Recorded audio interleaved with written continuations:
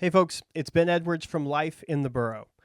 I want to thank you for joining me for this 5-part series featuring each of the candidates running for Whitesboro ISD School Board. I hope each of these videos will give you a little insight into the character and the principles and the issues that are important to each candidate. I've incorporated some of your recommended questions as well as some of mine so we can see where they believe our district stands.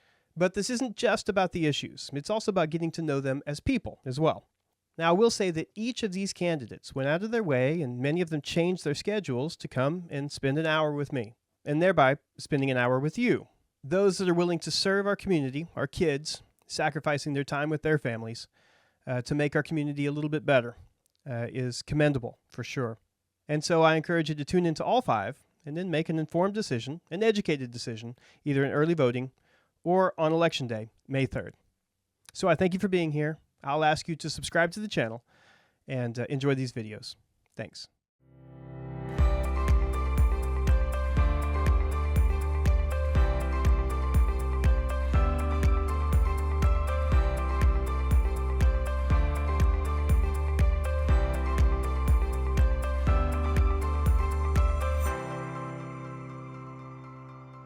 Welcome, Whitesboro, to another edition of Life in the Borough. I'm your host, Ben Edwards, and in this continuing series with candidates for the WISD 2025 trustee positions, the election coming up on May 3rd, we have with us another person running and a former trustee, longtime trustee, yeah? Yep. And a bunch of other things, too. We have with us today, please welcome to the program, Eddie Wood. Eddie, thanks for being here, man. You're welcome. Thank you for inviting me, Ben. Yeah, absolutely. It's you and I have had very little conversations outside of, hey, how are you? And we talked a little bit when you were doing the promo work for the bond. You were kind of the spokesperson for that, yeah? Well, I was the chairman for the bond committee. Okay. Yep. And with that, I know that you were out there for, it was either Peanut Festival or one of these events, Chili Fest, something like that, and you were running the booth. You had a ton of stuff out there carrying around. I think both. With you. I think both events. Yeah. It was a long process. Yeah, it was.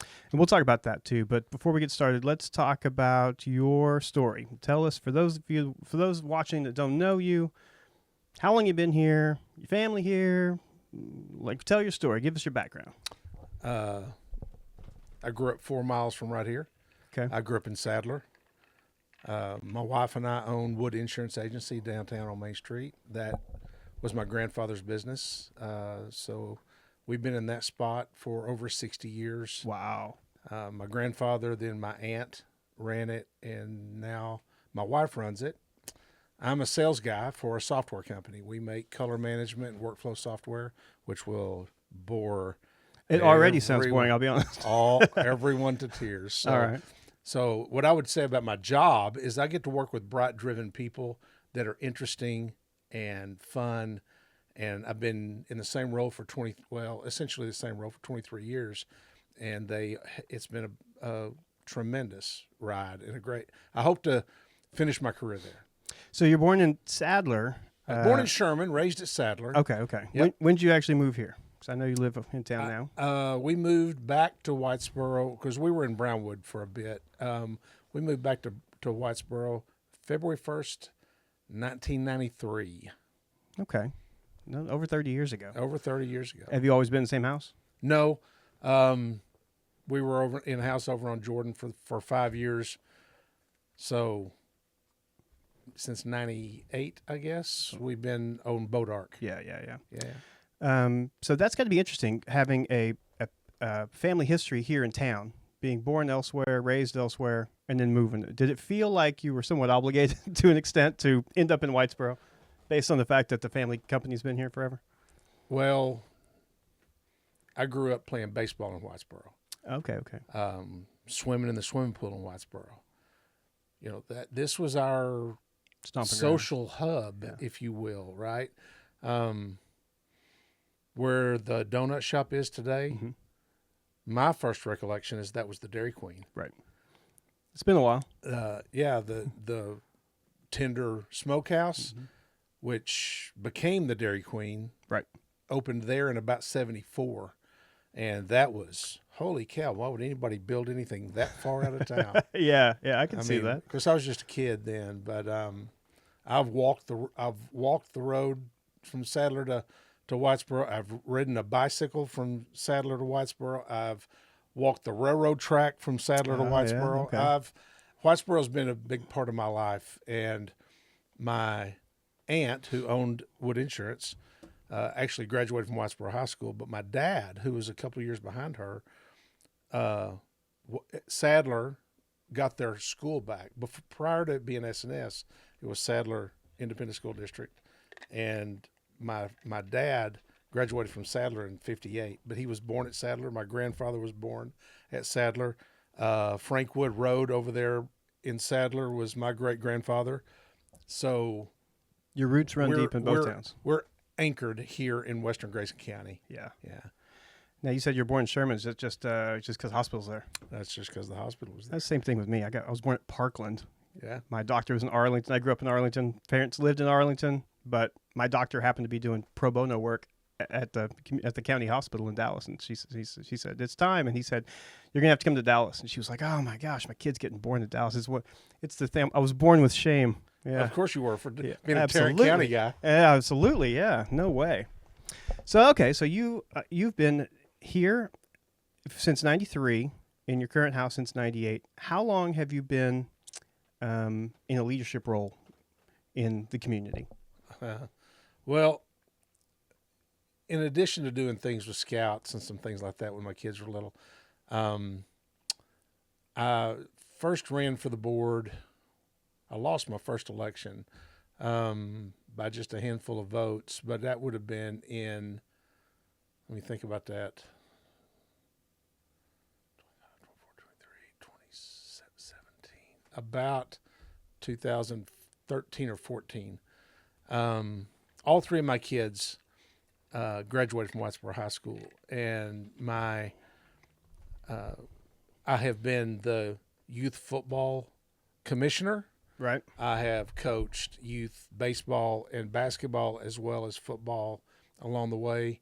And although those are not, in the big scheme of things, big leadership roles, you are heavily involved with children. Yeah. And I view those as important activities. And that goes back to when my kids were 6, 7, 8 years old. My oldest son is, let's see, Ryan was 36 this year. So for round figures, let's call it 29 or 30 years I've been involved with that sort of thing. I've phased that out. I'm no longer involved with youth athletics, youth sports anymore. I'm a member at First Baptist Church, and I'm the senior adult Sunday school director. One of our members who had been a long time, 18 or 19 years, he'd been the senior Sunday school director, was ill, and he asked me to step in behind him, and he has since passed away. That was just earlier this year. And so I'm heavily involved at church. I got my own jobs things still going on. My wife and I own the insurance office, and yes, I'd like to be on the school board again. Now, you have served how many terms on the 2 school board? terms. 2 terms. And what years were those? I'd have to look at it, but I think 17 or 18 to 23. So a lot of decisions were made during that time, for sure. some, yeah. I mean, the biggest thing we did probably, we did the remodel at the intermediate school. Mm-hmm. We did that out of fund balance. We didn't go borrow money or ask the taxpayers for that. The district had done a good job, and Ryan Harper had done a good job in leadership and helping us create surplus so that we could take on some projects like that and be good stewards of the taxpayer dollar. Then we did that. Then I guess the next big thing was turfing the football field, and then the softball field after that. Minor things along the way, air conditioners for the schools. We took a hard look at, in fact, I think we did LED lighting at the middle school, but it didn't generate the cost saving that that you're sold when that, because there's a big cost associated with that, with replacing all the fixtures, and so and I don't remember all the exact numbers, but I doubt seriously it's still a profitable endeavor. Is this all the lights inside the school? In the Or- middle school, I think we're all replaced. I think that's right. I think it was the middle school that we did that with. It seems like the electric savings would eventually add up. Well, it probably will, Eventually. but it hasn't. Yeah, it's like solar. Eventually, it'll It probably. But sounds like a great it's idea. A long time. It right? sounds like a really great idea. Yeah. Getting away from those incandescents saved a lot of heat. People don't think about that. It's not just the energy use; it's added heat to the, especially large It was buildings. also really bright. It was hard. We Yeah. had to figure out a way to tone it down some because the light was so much brighter than what they were accustomed to. It created an environment people were just not very comfortable. I don't know. It was interesting. It was an interesting process. Yeah, that's an interesting new project to try to consider to take on. It's how do you even begin to try to figure that out? You're doing a lot of wattage hours and total cost and fixtures and you work with other people, right? You work Yeah. with vendors that are equipped to Right. give you some of that data, Mhm. but then you have to measure it on the backside, and that's pretty easy. Our bills were this; they're Yeah. now that. Our spend was this. Extrapolate all that out, and you figure out that no, it is not a profitable endeavor. Might be better for us. LED lighting can be a much more pure light. Incandescent, mostly fluorescent, probably. Most of those are Yeah, probably tubes, good point. right? And so tubes don't generate quite as much heat as incandescent. However, there's a yellow tint to everything. You've all taken pictures with your smartphone indoors and under tube lighting, and everybody kind of looks yellow, has a yellow cast in the photo. And that's just because of the way the light rays are. But that's back to my color management stuff that bores people. So, that's actually pretty interesting. I think that's pretty cool. well, I'm glad I could offer something. Okay, so in this position, tell me about the process that you went through to be selected to be the chairman of the bond committee. How did that work out? Well, we'd had a lot of conversations. When I was a member of the board and I was familiar with the direction that the district wanted to go, although the bond package itself was put together, presented to the voters after my terms ended on the board, but I'd been very familiar with those early discussions. Those things don't come together in 6 months, right? That was years of discussion and multiple groups of members put those together. yes, well, and people come and go off the board, right? Yeah. So you've got a pretty good melting pot of ideas that have come together. Is it perfect? We'll see when it's over, when the buildings are complete, if they accomplish what the goals are, which are to improve student engagement, potentially improve teacher retention, create an environment, especially in that early childhood development. I'll use that term. That might not be what Ryan would call it, but it's pre-K, kinder, first grade. Yeah, the early childhood center. Yeah, our most vulnerable kids. Yeah. Creating an environment where their peers or the people in the building with them are really all their size and age and that kind of thing. And it doesn't seem like a big deal, but kinder to third grade is a big deal, and pre-K to third grade is a really big deal. And although I think as a district we do a good job of keeping those kids segmented, there's bound to be some interaction. And Definitely. so I think that this is going to be a really good thing long term. It should be, this is the first new building, really new building, brand new building since the high school was built. Mm-hmm. And that's 25 years ago or 28 years ago, probably now, something like that.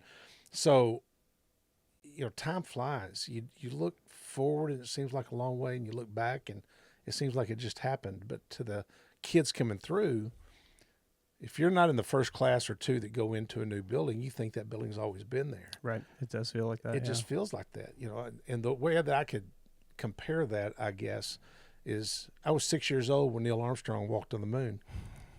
All of my life, I don't have very many remembrances or recollections. Sure. where man had not been to the moon. Right. It's really not that long ago in the big scheme of things. It really isn't. You know, and so, and certainly wasn't in the 70s when I was coming of age and becoming a teenager, and it all seemed like old hat to me, and to my parents it must have still seemed like a miracle. Oh, absolutely. Unbelievable miracle. So I kind of think about new buildings and experiences that kids encounter the same way. So, you know, when we get this early childhood center built and we're able to really focus our efforts on these, our most vulnerable students, I think it only benefits us as a community, as a county, as a state, when we are doing a better job of getting these young people ready to move on to whatever that intermediate looks like, right? And giving us a little bit of more of a foot up toehold in that space. I'm going to say something right now that's going to shock people. We have children that come to school as 5-year-olds at Whitesboro ISD that when they walk in the door, they have never seen a book. Never had anybody sit down and read to them. So we start. That's not a blanket statement. Those may be isolated incidents, but right. Is once acceptable? Right. Is twice or 3 times or 5%? Is that an acceptable number? I don't know what that number is, but I know that that's a fact, and I know that with this investment, we're going to be able to more quickly ramp those kids up and give them much better opportunities. Imagine that. Start from the idea that I've got a child that has never seen a book, doesn't know what the written word looks like, and a teacher has to take that child from that point to being tested by the state in about 2 years, right, to see how they're doing. Shouldn't be a shock with that if that child is a little bit behind the others. So this is a big thing. This is still Western Grayson County is still very much an agrarian environment too. It doesn't take, now maybe the horses have taken over, where when I was a kid they were peanut fields, and cows, but it still is agrarian. There still is a big farm presence in Western Grayson County and in Cook County and all over Cook County, except for in Gainesville, right, specifically. So the new ag shop is going to be a big benefit for us, right? That ag building, I don't know when it was built. It had to be when I was a teenager or younger, maybe. I know it's always seemed small. Even when my kids were showing animals in there, we were out of space, and that's been 20 years ago, 25 years ago. So everything you build is going to be too little eventually. Yeah. Everything you build is going to get old eventually. But we're going to have an opportunity to take some advantages here as these new buildings come online. So as a proponent of the bond, I know that you had the task of convincing the public that it's a worthwhile cause and swaying the vote in their favor, in the favor of passing it. And it was successful in both propositions. Yeah. Second one, much closer than the first. But being off the committee for the last bit, is the final product of what the bond ended up as what you had hoped for when we were initially discussing it while you were still on the board? Well, that's a really interesting question, Ben, because I think it is, but until we see the finished product, we don't even have final drawings yet of everything. We have some initial drawings, things that because I was on that committee, I've been invited to be part of those presentations. And it all looks like $119 million. Yeah. It all looks fantastic, right? But until it's here, it's like the anticipation of a baby. We don't exactly know what it's going to look like until it gets here. Yeah, there's no real guarantee. But I think I think we have a very good chance of achieving what the goals were, which were to positively impact every level of our organization, especially starting with that early childhood development center, the ag program, the vocational wing. Right. We have to do a better. Shockingly, we're figuring out that not everybody is college bound.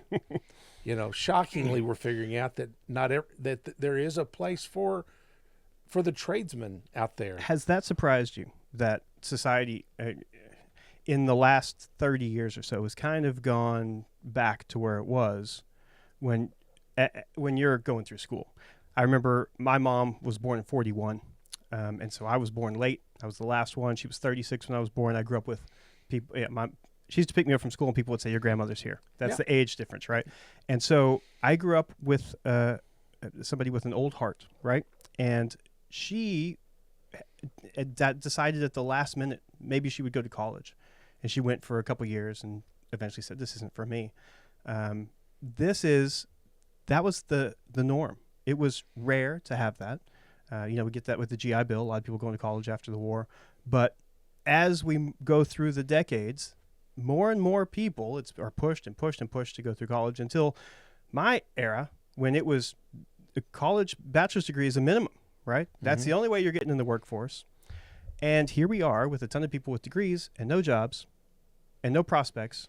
And there's 1,000 people out there in the service industry who have their own business, their own fleet of cars, their own employees, and they're doing just fine because they went a different way. So I think it's fantastic. But my question to you is, do you feel like in this environment, you talked about it being agrarian in Western Grays County, do you feel like this group of students and their parents in this generation, have they swayed that way and then back? Were they pushing for college degrees and now they've come back? Or is it that society as a whole has done this, but folks around here have always said the trades are just as good, if not better? There's a lot to unpack in that question there, Ben, because I think it's really hard. I think it'd be very difficult for anyone to assess what the overall thought process was. But I'll try to.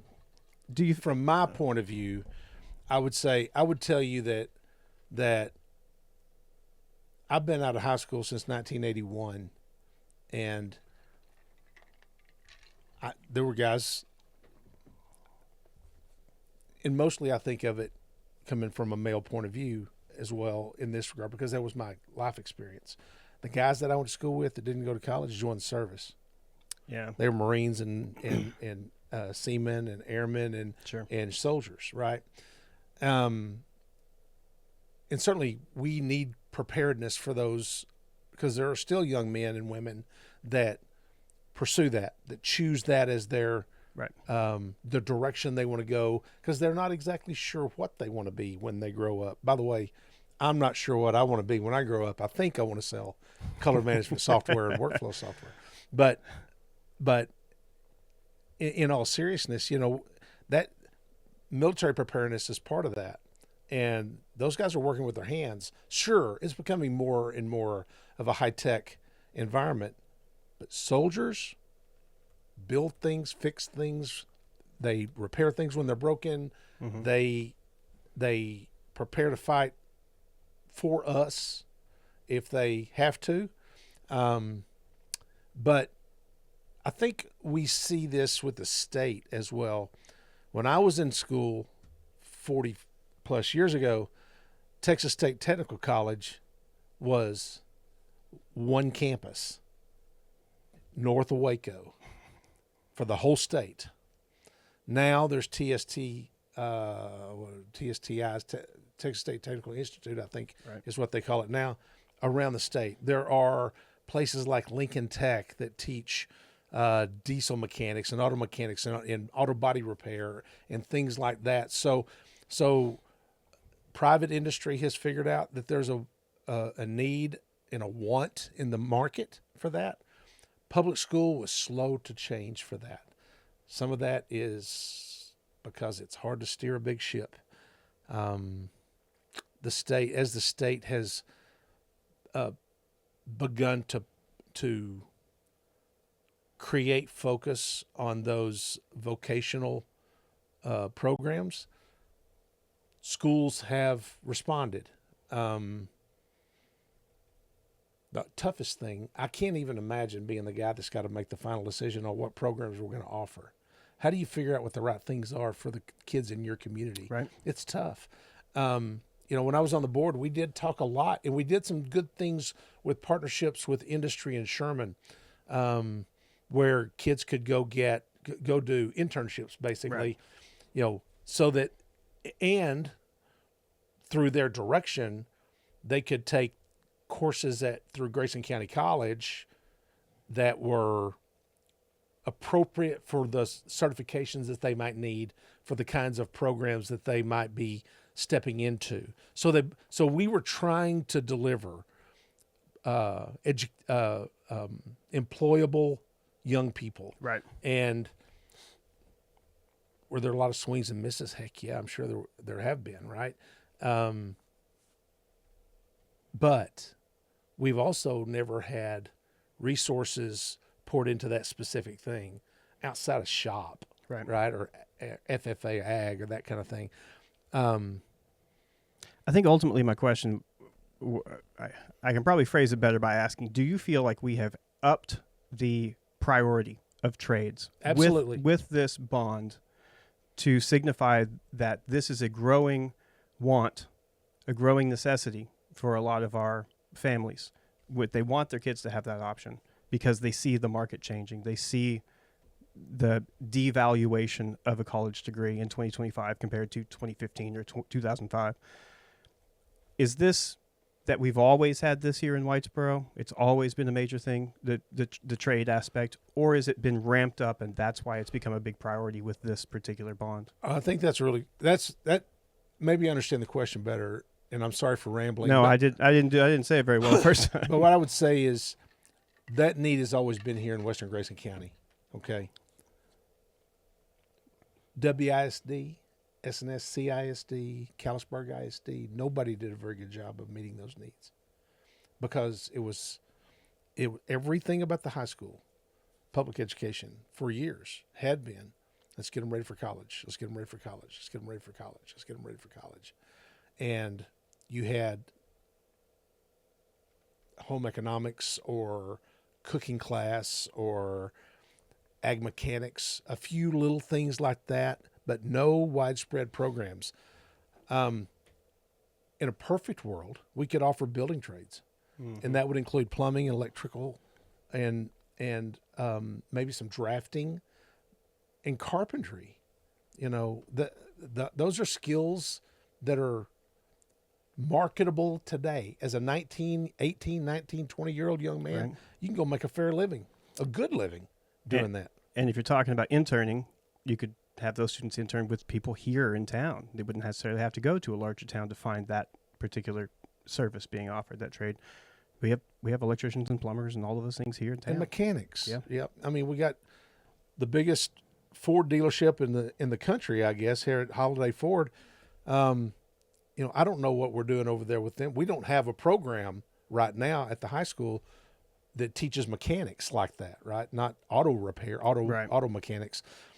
Well, wouldn't that be a great thing that I'm not suggesting that that's the plan. Right. You're giving examples of things that we could address. Yeah. We could take care of, I think we've got a partner right there that would be an easy solution for us to help some of these boys, young men and women that might have that interest. I happen to know a young woman that's a diesel mechanic. So, yeah, it happens. Right. And, so there's a lot in this bond package and it's, $118 million doesn't buy you what it did 10 years ago, right? No. That's a fact. We wouldn't have had to ask for that much money. But I do think what we're getting something that impacts those young kids. And as a function of that will positively impact them all the way up through middle school. We're going to have that vocational wing at the high school. We're going to have an auditorium at the high school. Anybody ever sat at a cafeteria? Oh, yep. Around the corner in the doing back. That for a lot. If you don't get there early, you got no seat, right? That's You're right. standing out in the hallway hoping you can hear or see your child just for a brief moment. So I think it's an exciting time to be involved with WISD, and I think the bond package is going to be beneficial for a wide range of students, not just a select few. So one of the questions I'm asking all of the candidates, and this is it's an interesting question, I think, but it's a little tricky because I don't know that there's a right answer. A lot of the folks in this town, citizens, parents in the district, but mostly in the city limits and surrounding, we're not talking Sherwood Shores here, we're talking Whitesboro area. The biggest discussion, every single one of y'all mentioned this in the candidates, meet the candidates in the newspaper, is harnessing the growth, handling the growth that is coming and is obvious.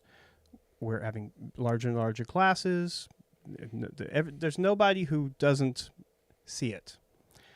However, not everybody is welcoming of it. Half the town is saying, well, I know it's coming. There's nothing we can do about it. Better prepare. The other half is saying, I love this town as it is. I don't want anything to change. Let's do nothing that brings it faster. And I put out on Facebook, send me some questions. And a lot of folks sent questions through the comments. But I also got almost as many through private message saying, don't mention my name. I don't want anybody to know this. But there are some concerns that by passing this bond, needed or not, y'all are welcoming, intentionally inviting growth.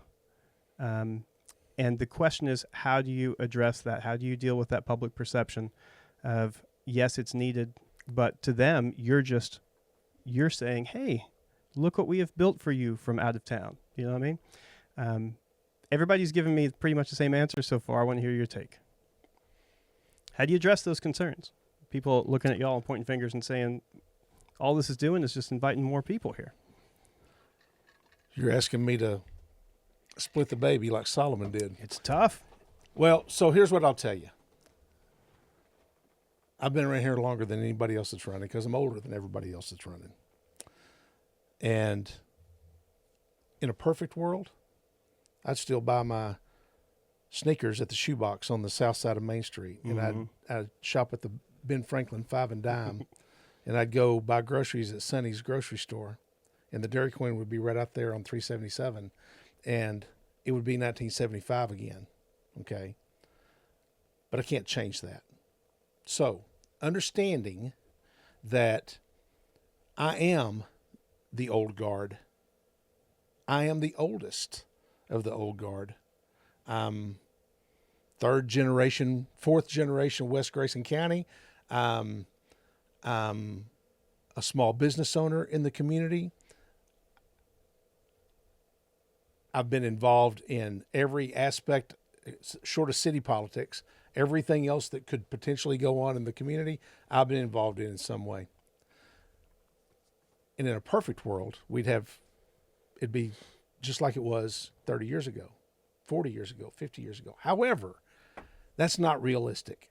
And so what I would say is,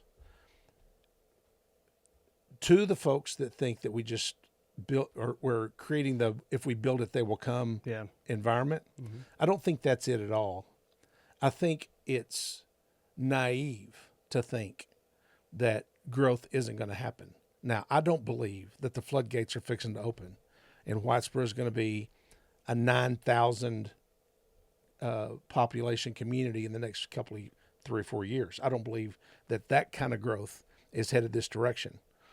We're still too much wide open space between. I really thought that the growth would come from the south, but It's not. It's coming from the east. TI is doing this.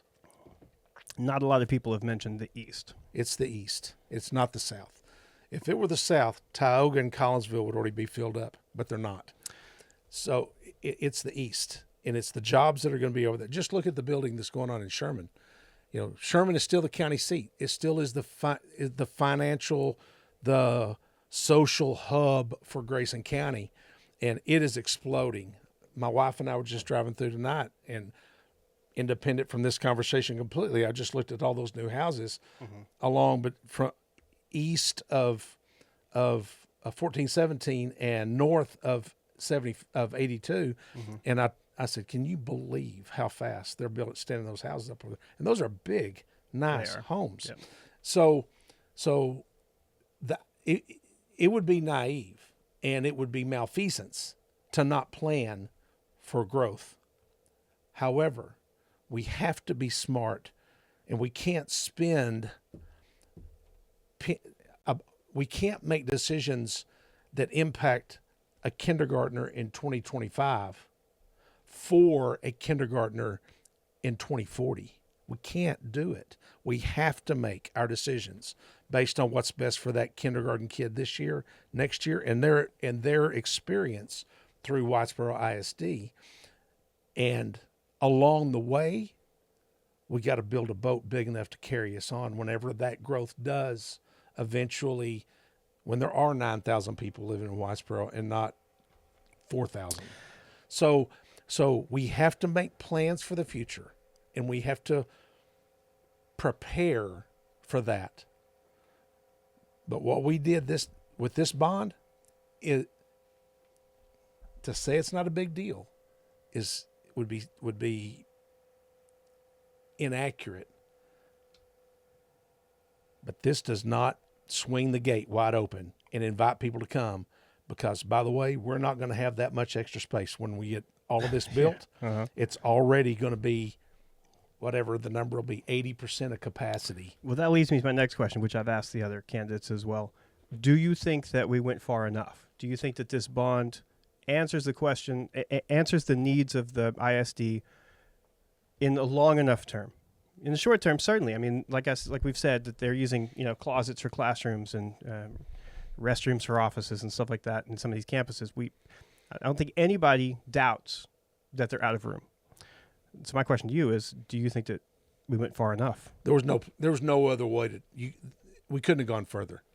To build a high school to build a high school that we would need in today's economy would have cost us about $60 million, $70 million.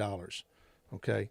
Because Ponder built one just like about the size we're going to need. And we don't have we don't have the rooftops to support it. We went absolutely as far as we could. Until the growth comes, we can't go back and ask for more. Can't sustain that. Can't sustain it because it's a burden that the community, that the district could not bear. And so to answer your question, absolutely, we did as much as we possibly could. Could someone have said, well, if you move this money there and did this or changed that and did that? Sure. Okay. Yes. Different designs could have yielded a different solution.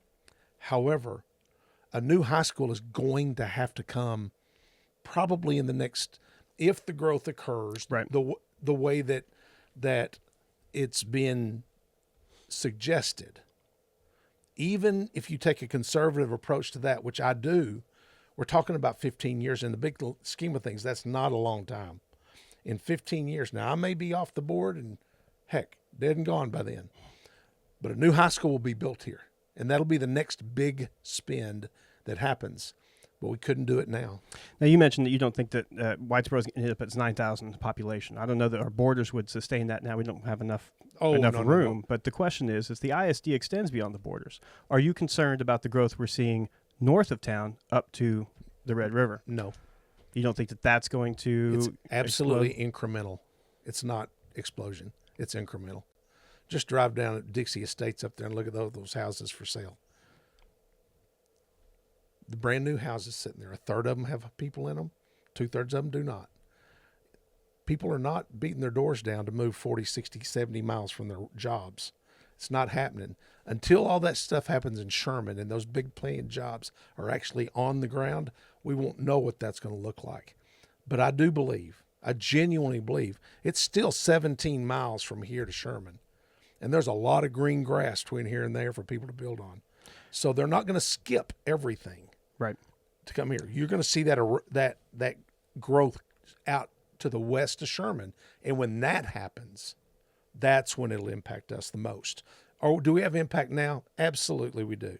And it's silly to deny it. However, it's not crushing. And anyone who thinks that it's about to be crushing is kidding themselves. because it never has been. Do you feel like that's the majority opinion on the school board and administration? I don't know about the school board. I'm not on the board. But I know that when I was on the board I think that's that was the feeling that most of the people on the board. You had Shannon Blake sit here. She could probably tell you better than anyone. There's some things she can't say, right? Sure. That are work product that there's not for public consumption yet. But until we start seeing that bleeding edge out on the west side of Sherman, that bubble come this direction, don't panic. Don't think that they're fixing to change your life overnight. We all have been on the roads. We know there's a lot more people out there than there were 10, 15 years ago. But in the big scheme of things, we're talking about a few hundred. We're not talking about thousands of people showing up just yet. So, our friends down the road, Pilot Point, and it may end up being that the explosion of growth happens eventually from pressure from the south. Yeah. But Tioga and Collinsville are going to fill up first. It's inevitable. It's math. We got 1 2-lane road getting north and south through there. Why would everybody? For now. It's what we got. Yeah. It's what we have, right? That's true. And until it's something other than that, it would be a malfeasance to build and plan for explosive growth when explosive growth has not happened within a 15 or 20 mile radius of us at this point. Let's do some quick hits. Some of the people that wrote in, they ask about a 4-day school week. Give me your thoughts on that. I think it's short-sighted and makes teachers happy. I think some teachers, but there are also some teachers I've spoken with that recognize that extending the school day, which is what you have to do, because you have a certain number of minutes that you have to teach, right? There's a certain number of minutes in a school year that are for instruction, and you have to do it. Do we want to add time to the school day for our 5-year-olds and 6-year-olds and 7-year-olds and 8-year-olds who have attention issues already and shrink that time that they're going to have at home by having them be at school longer to accommodate something that's going to give teachers and kids a few more days off on Fridays a year, because we already have about 20% 4-day work weeks already. Yeah. So I'm not a fan of it. If someone came to me with data that demonstrated there was no hardship put, especially on our youngest kids, I think a middle school kid and a high school kid could roll with that without a problem. But what about the rest of them? What about the kids below middle school? Do you feel like this is getting more and more popular to appease teachers since there's a shortage of teachers and lack of? Sure, it is. Yeah. It's pressure from teachers. And somebody's maybe going to come with some information about net savings on heating and cooling the building a few more days a year. It's the same number of minutes. I mean, you still got to be open. And you can't let a building the size of Whitesboro High School get 5 to 7 degrees above whatever the comfort level is for one day, because it takes 3 days to get it cooled again, right? It's a problem. It doesn't really save money. It could be a tool to potentially recruit people to come to work for you. Sure. But at what expense? Okay. My daughter-in-law is a kindergarten teacher. Yesterday was Easter. I asked her that very question. I said, Afton, you have better insight than anybody that I could talk to. What do you think about 4-day? Because she's in Van Alstyne and they're still on a 5-day week. And she said, I think it'd be terrible for my kids. And that's kinder. Yeah. Okay. So I think when a kindergarten teacher says it's a bad idea, why wouldn't I go with that? How do you feel about potentially allowing or working with homeschoolers to be part of the ISD when it comes to extracurricular activities? That's a state issue. No issue. No say so by the ISD. It's a state issue. I mean, the state has not approved that. Okay, so y'all don't have any say is what I'm asking. We do not. Okay. All right. I didn't know that. We had a couple different parents ask about that. It's a state issue. Okay. UIL has, and I wouldn't tell you that I'm an expert on what the UIL rules are. Sure. But the UIL has not approved that. Okay. If it were approved, every district would have to consider that. Okay.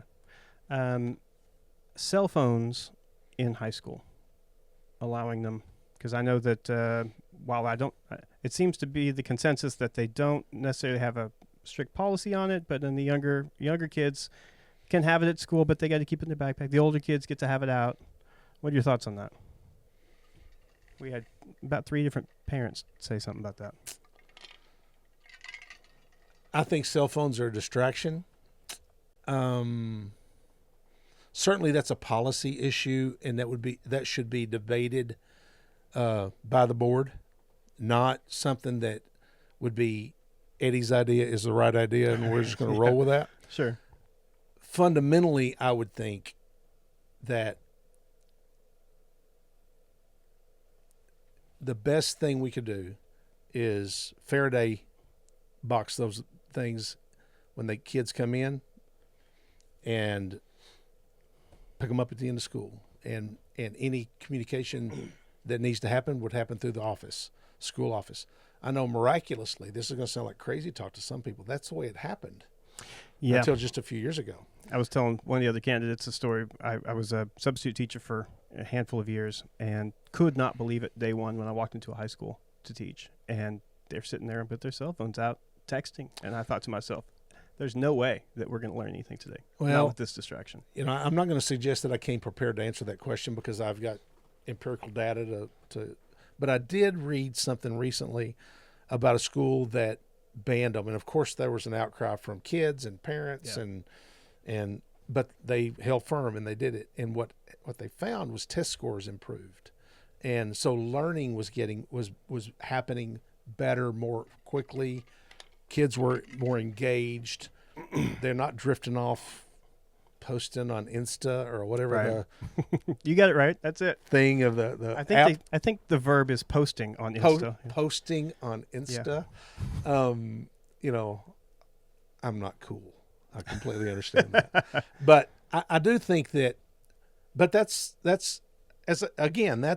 a policy issue for the board to take up and work directly with the superintendent on what his or her, and in our case it's his recommendation would be.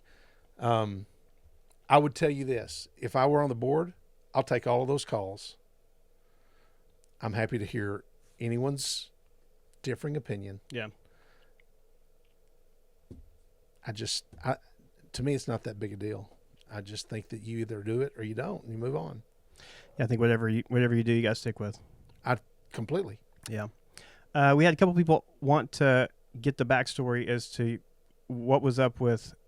I know that at one point you had signed up for council or a mayor as well as school board, and they were wondering what that was all about. I felt like we needed an alternative candidate. I didn't know who might run for mayor, but I felt like we might need an alternative candidate. I had no interest in being mayor. Never did.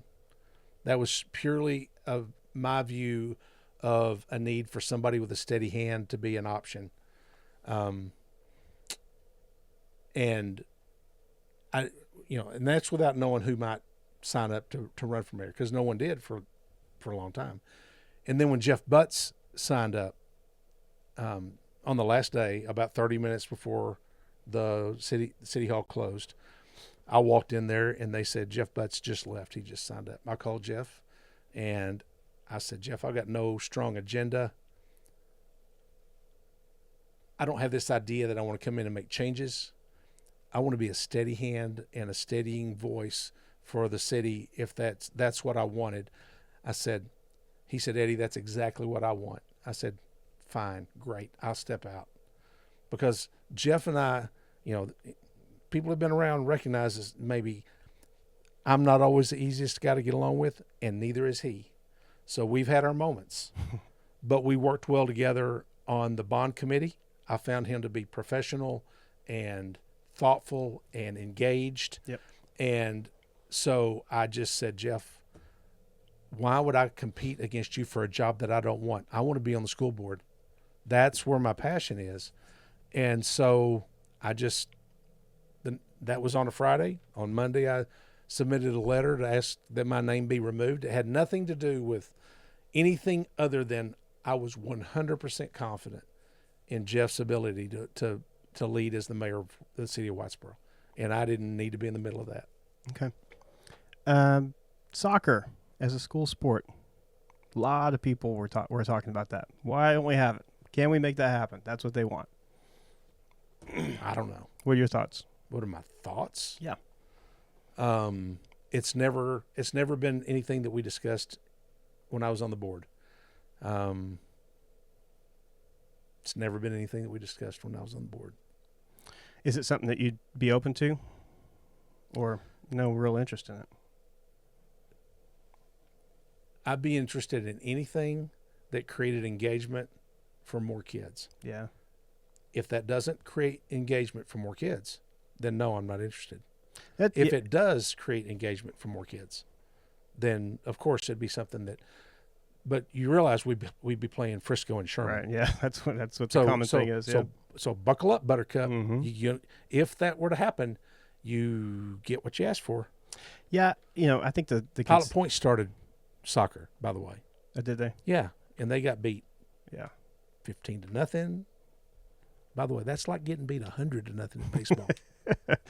I think that anything that's popped up that a handful of citizens wants should be discussed. But if that's all there is, a handful of parents, and it turns out that there's not a majority or at least a strong minority of people, then it shouldn't be considered because the majority it's about kids' engagement. If we have disenfranchised students that would be the thing that they could plug into, then it absolutely be something that but you've also got to consider staffing improvements, spend on that kind of thing, busing, somebody's got to drive the bus to and from and all those things, right? So there are a lot of things to consider, but what I would tell you is anything that, give me robotics, right? Yeah. Give me something that is it's in tech. Sure, soccer's fun for parents that want to go watch their kid play soccer, but it's all about engagement. What engages kids? And we've got a high percentage of kids at the high school level that are engaged. Does that number really change appreciably? We added wrestling a couple of years ago. Right? There aren't a lot of. By the way, we have to compete against Frisco and people like that. There aren't a lot of schools our size offering a program like that. So we have taken on programs that were maybe non-traditional, if you will. But I would just say it's all about student engagement, and that's something for the board to address. And I would not be opposed, but I'd want to understand what's the benefit, what's the drawback, what's this impact? How do we do it? How about getting turf for the baseball field? Absolutely. It's more expensive than the football field. It's bigger than the football field. What do you think about the fact that traditionally baseball is played on grass? I'm a partial season ticket holder at the Rangers. How about what that? do they have at that new stadium? I haven't been. I grew up in Arlington. I haven't been to the new stadium. It's turf. It has to be. It's indoors. It's indoors. It has to be. I grew up going to Arlington Stadium. Not before I did, Ben, because I'm older than you. I was there when Nolan Ryan got his 5,000th strikeout. Yeah. I was in center field. Well, not in the batter's eye, but just left center field. Buddy of mine from college and I went to that game. So I don't know. I think my first game was 1978. If that tells you my age. I was probably wearing diapers. Yeah. But that was pretty early. It is. They'd only been here like 6 years at that point. 6 years, yeah. I've been to a couple of games by then. Okay. My dad didn't take me, but my granddad did. But I took my daughter, who is a successful young woman, professional, works for Baker Hughes and a Whitesboro High School graduate. When she was 5 months old. Wow. Her first ball game at Arlington Stadium when she was 5 months old, and it was fantastic. So we grew up there. I love the ballpark in Arlington. The Globe Temple. Life Field, right? That's where baseball ought to be played. But it's hot out there. Now there's football there. It's kind of, yeah. It's hot there. It gets hot there. So okay. So the new place is really nice, right? And the turf. Are you pro new stadium or anti new stadium? I'm anti new stadium on the whole. Yeah. When you're sitting there in the air conditioning and it's raining outside and it's not inside, it's hard not to be for it. Yeah, that's true. I've spent a lot of days at the Temple when it's 104 and it feels like 130. You're sweating through all your clothes. If the wind's not blowing. The beer is hot by the time it gets to you. Hottest place in America was left field on a Sunday afternoon. Golly. Arlington Stadium was pretty hot too. Yes, but the way that the new place was built. Yeah, at least there was some no breeze. wind. Yeah, at least there was some breeze at the old it out stadium. there. But anyway, we digress. You can edit all that out. Nobody cares about that. Everybody cares about that. That tells us about you, sir. All right. Kevin Price wants to know why the front of the high school is actually the back of the high school and the back of the high school is actually the front of the high school. He's not the only one who is confused by this. Is there an answer to this?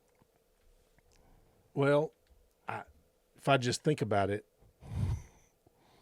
The front of the high school faces 82. The front of the high school, and it should, but there's limited parking up there. So all the students, all the staff, everybody comes and goes out the back, out the south side of the high school. I think this was I think not quite a totally serious question. Well, I think that it was, I think that it was. I think it probably became a practical matter, and not maybe a design matter. When they designed it, they probably didn't anticipate that all the basketball games people would come and go out through the back as well, right? Yeah. I think probably, but we have it's the same problem. You got a parking problem in the front. There's not enough parking for a basketball game to host everybody, right? Buses and parents and so it became a utilitarian decision. I like that. It's a utilitarian decision. Okay, Kevin, is that what you said his name was? Yeah. Kevin, it's a utilitarian functional decision. So I don't know, but is that part of the master plan to take the sign off the front of the building and put it on the back so it's officially the front? Sure not. Seems sure like not. it would be. I'm sure not. Maybe utilitarian. That'd be very practical to do so. Well, there may be some plans for building in that courtyard area. Yep. So I don't know what all that really looks like at this point. That may change some of that stuff. Since I'm not on the board and haven't been on the board, I'm not privy to any discussion about whether the front of the building signage would ever migrate its way around to the south side. Okay. I guess that's a good enough answer. Sometimes if you're not involved, you don't have all the answers, right? I do not. I don't have all the answers anyway, nor do I want to have them, right? I just like to kind of be able to know what the questions are sometimes. Yeah, that's half the battle, right? It is. It is. Anything you want the voters to know before we go? I'm an agendaless candidate. That's what one of the people ask here. How do you separate your own agendas from what's best for the entire school district? There should not be an agenda, by the way. So for those of you who don't know, and some of you know and have heard my spiel on this before, activist boards are a problem. A school board, trustees, is nothing more than a board of directors. No company, CEO, allows the board of directors to run the business. Board of directors set policy, hire a superintendent, call for a tax rate, they set the tax rate, and they call for elections. And that's really all that the school board does. The school board shouldn't make personnel decisions. School board shouldn't have an agenda that attempts to drive a direction. First of all, it's against the law. Second of all, it's not it's not practical.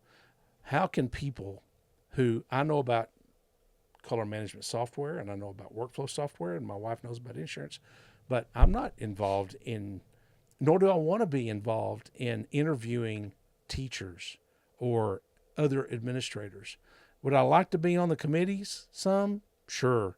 I'd like to at least have an idea what we're getting ourselves into here, right? But a good school board empowers the superintendent, and when the superintendent doesn't meet the expectation of the board, you change superintendents. You don't try to run the day-to-day operations of a district. It's not their job. It's not what you're qualified for. It's not what you're elected for, and it's not even a feasible thing. It creates division in the community every single time. We've seen that here. I was part of what I would call an activist board that created a schism in the community. I don't want that for the future. I'm not saying that's where we're headed, but if anybody has an agenda, they're mistaken. My agenda can only be supporting our kids and our administrators and doing everything I can to help them be as successful as they possibly can be. That's it. Get out of the way.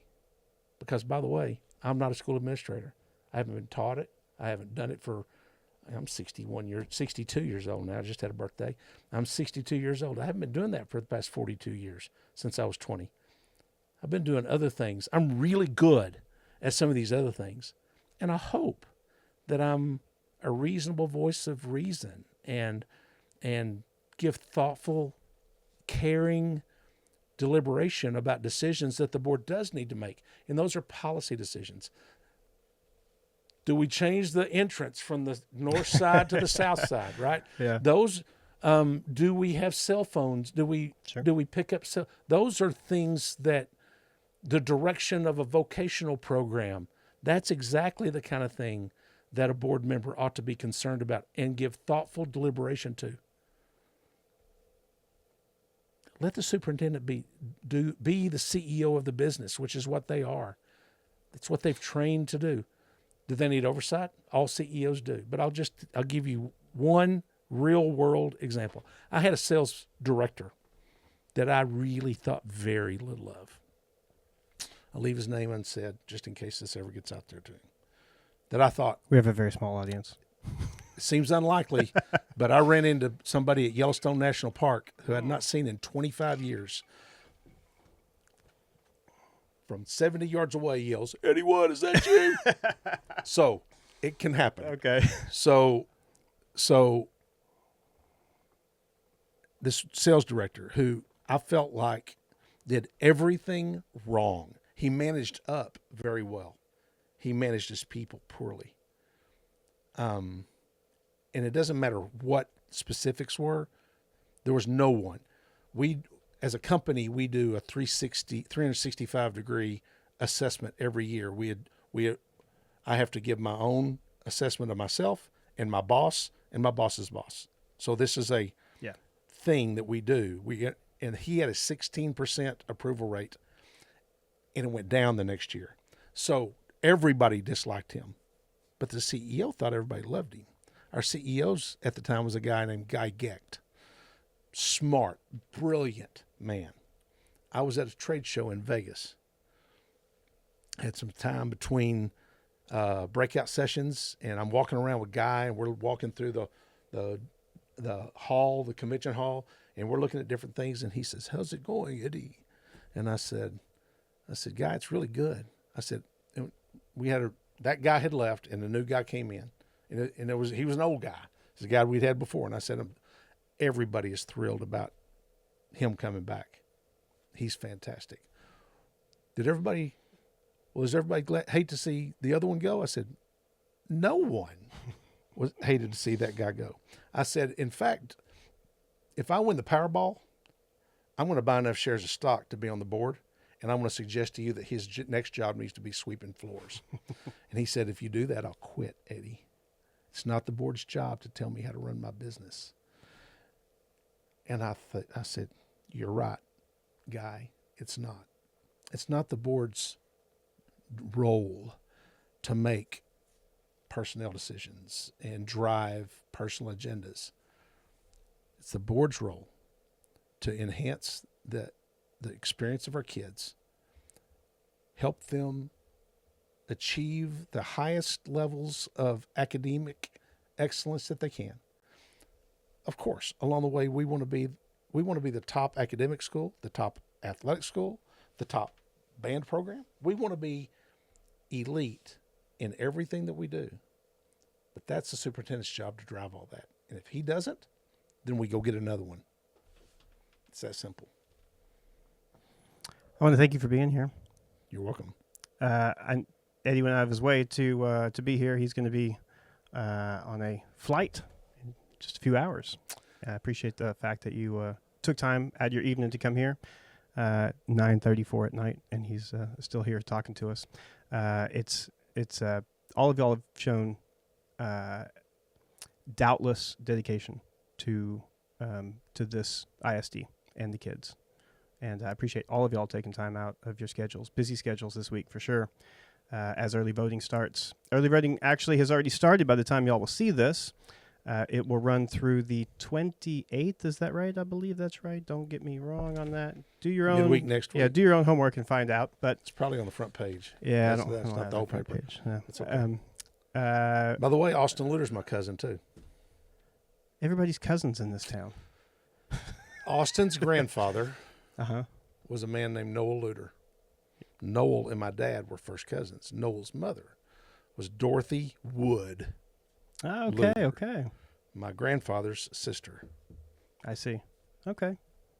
Interesting. So you take the paper is what you're saying. I do take the paper. Election day is May 3rd, 7 a.m. to 7 p.m. You know what? Regardless of who you vote for, go vote. And I wish you the best of luck. And through all these, I get to decide who I'm going to vote for. I'm sure.